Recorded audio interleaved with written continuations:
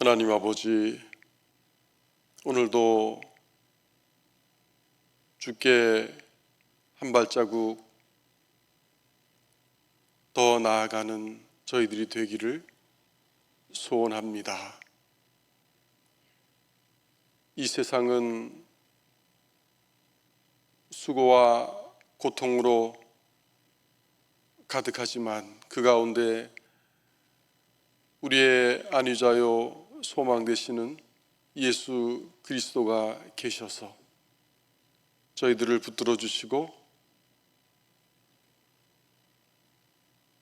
빛을 비춰주고 계심을 저희는 압니다.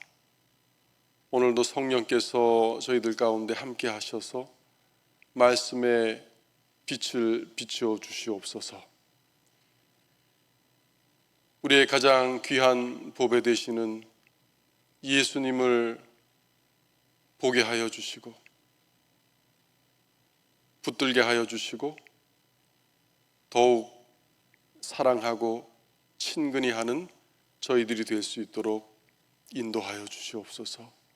오늘도 그 믿음으로 말씀을 붙들고 주를 바라보며 하루를 살아가는 저희들 될 수 있도록 인도하여 주시옵소서.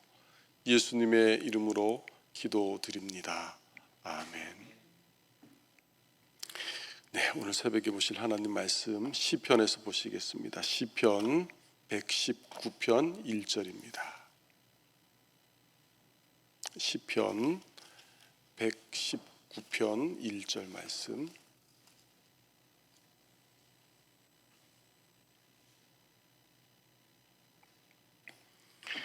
찾으셨으면 우리 다 함께 봉독하시겠습니다. 행위가 온전하여 여호와의 율법을 따라 행하는 자들은 복이 있으며. 아멘. 네, 오늘 새벽에는 우리가 하나님의 법, 즉 율법을 어떻게 이해하고 하나님께서 우리에게 왜 주셨는가 하는 것에 대해서 잠깐 살펴보겠습니다. 우리가 율법을 완전히 지키는 것은 불가능합니다. 그런데도 하나님께서 우리 앞에 율법을 두셨습니다. 왜 그렇게 하신 것일까요? 비록 우리가 율법을 완전하게 지키는 것은 불가능하지만 하나님께서는 그 의로우심과 또 의로우심에 따른 요구를 계시하셔서 우리 인간의 반역을 억제하는 기능을 율법에 두신 것입니다. 그래서 하나님의 이 법은 하나님을 기쁘시게 해드릴 수 없는 우리 인간의 무능력, 그리고 우리가 받아 마땅한 유죄 판결을 우리에게 계시해 주므로 우리가 하나님 앞에 겸손할 수밖에 없게 만듭니다.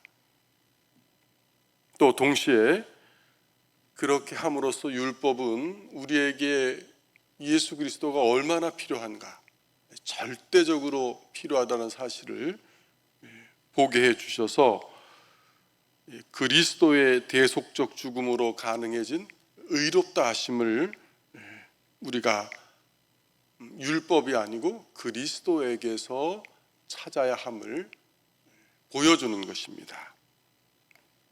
성경에서 율법은 여러 가지 의미로 사용됩니다. 가장 좁게는 10계명이 율법과 동일시되고 있죠. 또 율법은 때로는 구약 전체를 가리키기도 하고 또 모세오경을 가리키는 의미로도 사용됩니다. 그리고 성경은 이 하나님의 법을 이제 하나님의 그 의지에 또는 하나님의 뜻의 표시로 나타낼 때 율법이라는 단어를 사용합니다. 창세기 2장 16절과 17절을 보시면 태초부터 인간에게 명령하는 것은 창조주이신 하나님의 당연한 권리라는 사실을 알 수 있습니다. 하나님께서 인간을 창조하시고 그를 에덴 동산에 이끌어 두시고 하신 첫 말씀이 명령입니다. 모든 동산 가운데 있는 모든 나무의 열매는 너희가 먹을 수 있으나 이 선악을 알게 하는 지식나무의 열매는 먹지 마라. 그렇게 하셨죠. 자, 비록 사람들이 죄 때문에 이 하나님의 법을 성경에 설명된 대로 그렇게 인식하지 못한다고 할지라도 사람들의 마음과 양심이 하나님의 법의 존재를 승인하는 한 그 안에 율법이 새겨져 있다는 사실을 결코 부인할 수 없게 됩니다. 하나님께서는 아담뿐만 아니라 노아에게도 율법을 주셨습니다. 그런데 이때 주신 율법은 우리가 지금 아는, 나중에 430년 후에 아브라함과 언약을 맺으신 지 430년 후에 주신 그 기록된 율법, 성문법과는 다른 성격입니다. 율법은 이스라엘에게 있어서 천사들의 사역과 또 인간 중보자였던 모세에 의해서 주어졌습니다. 그리고 율법을 대표하는 이 십계명은 율법의 핵심을 요약한 것입니다. 우리가 잘 아는 대로 첫 번째 돌파는 하나님을 사랑하는 것에 대하여, 그리고 두 번째 돌파는 인간을 사랑하는 것에 대하여 우리가 해야 할 의무를 보여줍니다. 따라서 하나님의 율법은 우리를 위해서 성경에 게시된 것이다. 우리는 그렇게 이해할 수 있습니다. 그리고 율법은 각각 나뉘어져 있지만 최고 율법 수여자의 연속된 뜻을 표현하는 하나의 덩어리로 보아야 합니다. 개별적인 항목이 있기는 해도 율법은 모두 하나로 연결되어 있기 때문에 하나를 범하면 모두를 범한 것이 됩니다. 예를 들어 남의 것을 훔치는 것은 단순히 훔치지 말라 한 명령을 범하는 것이 아니고 하나님보다 다른 것을 더 탐낸 탐심 숭배로 이어지고, 그렇게 함으로써 하나님만 섬기라는 제 1계명도 어기게 되는 식으로 이렇게 되는 것이죠. 자, 이러한 율법은 우리에게 행함과 순종함을 요구하고 있습니다.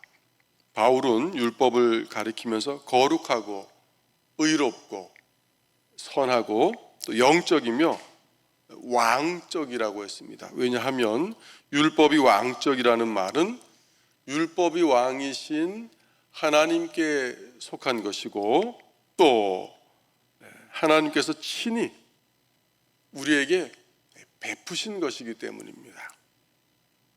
그리고 바울에 의하면 율법의 완성은 사랑입니다. 사랑은 이웃에게 악을 행하지 아니하나니 그러므로 사랑은 율법의 완성이니라. 그렇게 로마서 13장 10절에서 말씀하죠. 동료 인간과 관계된 하나님의 계명들은 내 이웃을 내 자신과 같이 사랑하라 하신 이 한 말씀 안에 다 집약되어 있다고 볼 수 있습니다. 그리고 하나님을 향한 우리의 사랑은 어떻게 표현되느냐? 이웃을 향한 사랑으로 표현된다는 것이죠. 누가 나는 하나님을 절대적으로 신뢰합니다. 나는 하나님을 사랑합니다. 그러면서 자기 가족과 이웃을 돌보지 않으면 성경은 그 사람이 불신자보다 더 악한 사람이라고 정죄합니다. 따라서 우리는 율법을, 하나님을 사랑하고 이웃을 사랑하는 율법을 듣기만 하는 것이 아니고 지켜야 하는 것이죠. 하나님은 특별히 우리에게 율법의 일부만이 아니고 율법의 전부를 지킬 것을 요구하십니다. 그래서 선지자들은 의식적으로 율법을 왕 옆에 그리고 백성들 앞에 그렇게 항상 가져왔습니다.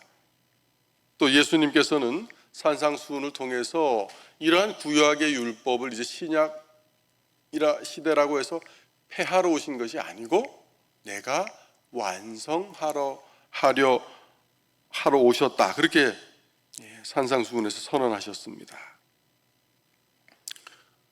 율법은 우리에게 말을 건네시는 하나님의 음성과 동일한 것입니다. 따라서 율법에 불순종하는 것은 하나님의 말씀에 불순종하는 것과 동일합니다. 이처럼 하나님의 음성을 듣고 하나님의 법을 지키는 것은 신자로서 우리의 가장 기본적인 의무이고, 또 하나님의 법에 대한 가장 올바른 태도는 복종의 자세입니다. 자, 그러나 문제는 우리가 이 하나님의 율법에 완전히 복종할 수 없고 지킬 수 없다는 데 있는 것이죠. 율법은 우리에게 완전한 순종을 요구합니다. 그런데 이것이 겉 모양뿐만 아니라 우리의 속사람까지도 완전함을 요구합니다. 아담과 하와 속에 있는 그 하나님의 형상이 태초에 창조된 대로 손상되지 않고 그대로 있었다면 당연히 그 후손인 우리도 하나님의 법을 온 마음을 다해 지킬 수 있었을 것입니다. 하나님의 법에 그리고 우리는 무척 민감하게 반응했을 것입니다. 하지만 아담의 그 첫 범죄로 인해서 후손들은 모두 원죄를 지고 태어납니다. 그래서 하나님의 법에 올바로 순종할 수 없을 뿐만 아니라 아예 영적인 감각조차 사라진 채 그렇게 태어나 존재가 되는 것이죠. 그래서 타락한 인간은 하나님이 요구하시는 그 수준만큼 하나님의 법에 순종하는 것이 애초에 불가능합니다. 우리의 본성은 하나님의 법에 강력하게 저항합니다. 이것이 평소에 잠잠하게 있을지라도 우리의 어떤 죄성이나 아니면 우리의 유익과 또 내 소원과 내 바람과 결부될 때는 안에서 격렬한 갈등을 일으키고 반항심을 야기합니다. 이처럼 성경의 진단에 의하면 우리는 모두 하나님의 법에 전적으로 순종할 수 없는 상태가 되었습니다. 그리고 율법 가운데 하나를 지켰다고 해서 안심할 수 없다는 것이죠. 그렇게 문제가 간단한 것이 아니라는 것입니다. 아까도 말씀드렸지만 율법은 전체로 묶여져 있기 때문에 단 하나를 제외하고 나머지 99.99%를 지켰다고 해도 하나님 보시기에는 그 사람은 율법을 어긴 것입니다. 그래서 이런 율법은 우리의 입을 막고 온 세상 사람들로 하여금 하나님 앞에서 책임을 지도록 우리를 몰아갑니다. 따라서 이런 율법의 이런 요구와 우리를 정죄하는 기능을 볼 때 우리는 율법에서 우리의 의롭다 하심의 근거를 찾을 수 없다는 것을 확실하게 알 수가 있습니다. 신자의 칭의는 내가 행하는 선행, 율법을 지키는 일에서 찾을 수가 없습니다. 만약에 내가 의롭다 하심을 얻으려고 율법을 완전하게 순종하겠다고 하는 마음을 먹는 순간 하나라도 지키면 죽으리라고 하는 율법의 저주가 우리 코앞에 다가오는 것이죠. 따라서 우리는 율법으로는 절대 의롭다 하심을 얻을 수 없습니다. 그러나 그렇다고 해서 율법이 악하냐, 그건 아닙니다. 우리의 칭의와 율법은 또 조화를 이룹니다. 율법은 약속이 아닌 다가올 진노만을 우리에게 주는데 율법에는 생명을 주는 능력이 없기 때문입니다. 율법은 마치 목적지를 향해 쫙 깔린 기차 레일과 같습니다. 그래서 그 기차 레일을 가면 목적지에 도달할 수 있다는 것을 압니다. 그런데 그 기차가 놓였다고 해서 동력이 없으면, 성령의 능력이 우리를 도와주시지 않으면 우리는 그 놓인 선로 위를 따라갈 수 없는 것이죠. 율법은 그냥 방향만 보여주는데 동력을 우리에게 제공해 주는 못합니다. 따라서 율법은 예수 그리스도를 통해 장차 올 좋은 일들을 보여주는 그림자일 뿐이지 실제가 아니다 하는 것이죠. 율법을 준수하거나 지킴으로써 하나님께 의롭다 하심을 받고 성령을 받은 사람은 지금까지 아무도 없습니다. 단 한 사람 있다면 예수님을 제외하고 말이죠. 따라서 아브라함의 경우처럼 율법은 우리가 의롭다 하심을 받는 근거가 될 수 없다 하는 것입니다. 하나님의 법에 불순종한 대가는 무엇입니까? 죽음입니다. 이 죽음도 그냥 죽음이 아니라 삼중적인 죽음입니다. 제일 먼저 하나님의 법을 어기면 영혼이 죽습니다. 그 다음 시간이 지나면 육체의 생명이 꺼질 때 우리의 육체의 생명이 죽습니다. 그리고 마지막으로 하나님 앞에 심판대에 섰을 때 영원한 죽음으로 들어가게 됩니다. 이렇게 우리에게 율법은 완전한 죽음을 보여줍니다. 그래서 전능하신 하나님의 법을 거부하는 것은 무시무시한 결과를 우리에게 낳는 것이죠. 안타깝게도 원래는 율법의 의도가 이게 아니었습니다. 우리를 생명에 이르게 하려고 하나님이 주신 것입니다. 그 안에서 가면 너에게 생명이 있을 것이라고 주셨는데 애초에 하나님의 의도와는 반대로 실제로는 율법이 우리를 죽음에 이르게 하고 있습니다. 자, 이처럼 율법이 우리를 그 자체로는 구원을 주지는 못합니다. 이건 확실합니다. 그러나 한편으로 이제 율법은 우리를 몰아갑니다. 어디로 몰아갑니까? 우리의 구원자 되시는 예수님께로 몰아가는 것이죠. 그래서 우리를 그리스도께로 인도하는 초등교사의 몽학 선생의 역할을 하고 있다고 바울은 갈라디아서 우리에게 말씀합니다. 율법은 예수 그리스도께서 하나님이 복음을 통해 주신 그 약속의 성취를 이루기 위해 오실 때까지 예비 훈련을 시킨 것이죠. 이처럼 율법의 목적은 율법 위반자와 반역자들을 억제하는 것이고 사람들을 그리스도께로 몰아가는 것입니다. 율법의 실제 기능은 또 우리로 하여금 죄를 깨닫게 만듭니다. 율법은 우리가 얼마나 삐뚤어졌는지 우리를 딱 죄는 직선 자와 같은 기능을 하는 것입니다. 바울의 고백대로 우리는 율법이 탐내지 말라 하는 것을 율법을 통해서 듣지 못했다면 탐낸 죄에 대해서도 그게 하나님 앞에서 죄가 되는지 우리는 인식할 수 없습니다. 자, 이렇게 해서 율법은 우리에게 매우 엄격한 교사가 되어서 이제 그리스도 안에서 의롭다 하심을 얻을 때까지 우리를 엄하게 감독하는 것입니다. 감사하게도 하나님께서는 우리는 이런 엄한 감독자 밑에서 이제 우리의 구원자 되시는 예수 그리스도 안으로 우리를 세워주십니다. 그래서 예수 그리스도께서는 우리가 하나님의 칭의와 인정을 얻을 수 있도록 율법 준수의 필요성에서 우리를 해방시켜 주셨습니다.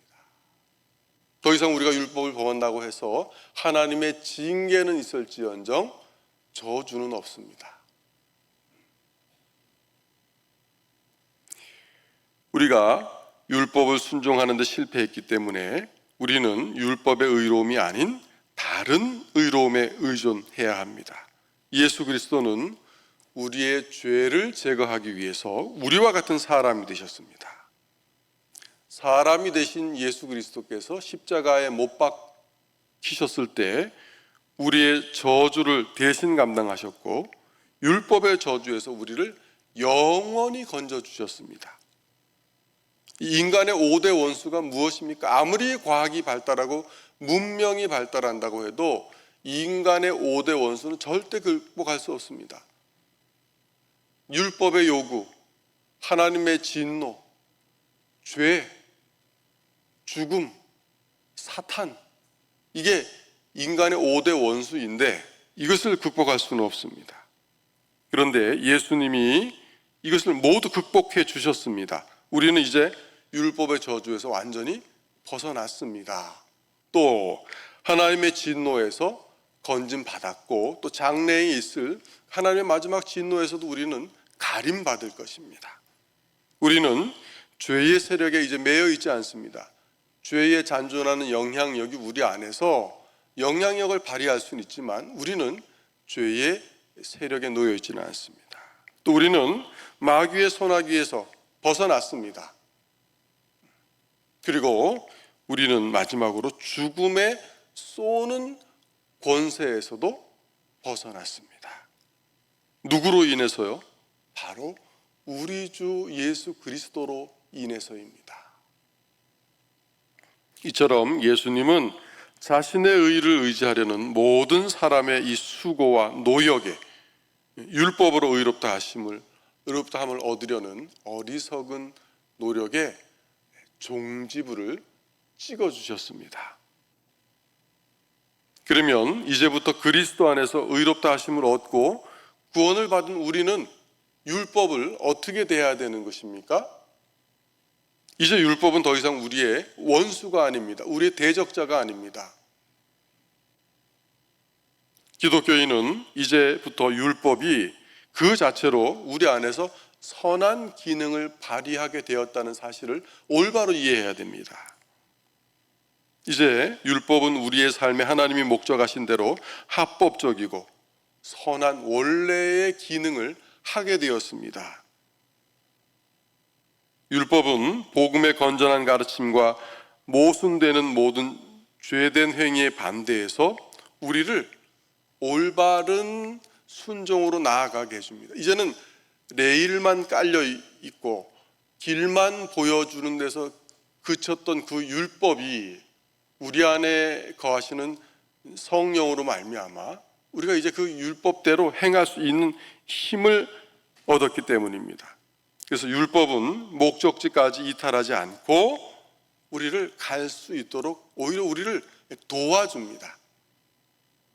우리는 구원을 받았기 때문에 성령의 도우심으로 이 율법의 레일 위를 이탈하지 않고 목적지까지 갈 수 있는 것이죠.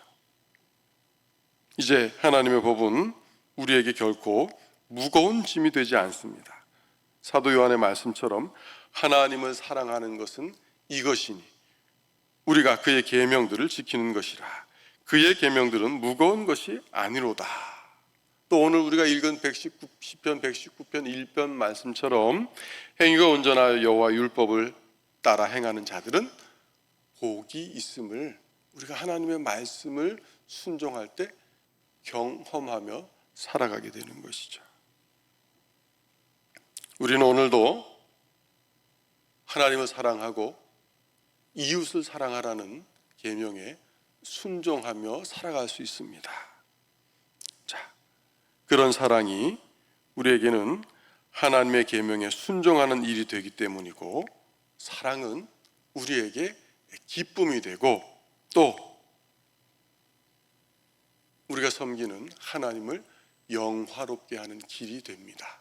오늘 하루도 하나님을 사랑하시고 이웃을 사랑함으로 하나님을 기쁘시게 해드리고 하나님의 영광을 여러분의 삶의 자리에서 마음껏 발산하는 그런 그리스도인으로 사시고 하루를 주의 은혜 가운데 마감하시는 저와 여러분이 되시기를 축복해드립니다. 기도하시겠습니다. 하나님 아버지, 이제 주의 율법이 우리 영혼의 기쁨이요 또 든든한 버팀목이 되었습니다. 우리를 정죄하고 우리를 짓누르던 그 율법이 예수 그리스도로 인하여 우리 안에 오신 성령으로 인하여 이렇게 놀랍게 바뀌었습니다. 하나님의 율법의 기능을 올바로 이해하게 하시고, 또 우리가 하나님을 사랑하는 것을 하나님의 말씀을 지키는 것으로 올바로 표현할 수 있게 하시고, 그리고 하나님을 사랑하는 것을 우리의 가족과 우리의 이웃되는 성도들과 세상에 죽어가는 영혼들 향한 사랑으로 나타내는 오늘 저희 하루의 삶이 될 수 있도록 성령님 인도하여 주시옵소서. 오늘 하루도 마치며 주님께 기도드릴 때 이로 인하여 감사와 찬양이 있을 수 있도록 도와주시옵소서. 이제 말씀을 붙들고 기도합니다. 교회를 위하여, 또 가정을 위하여, 또 유초등부의 여름 수련회를 위하여 담임 목사님과 교역자들과 교회의 장로님들과 또 성도님들을 위하여, 아픈 특별히 지체들을 위하여 기도할 때 하나님 함께하여 주시옵소서. 그리고 이 나라와 민족을 위하여, 또 교회들을 위하여 기도할 때도 저희의 간구를 하나님 귀 기울여 주시옵소서. 감사드리며 예수 그리스도의 이름으로 기도드립니다.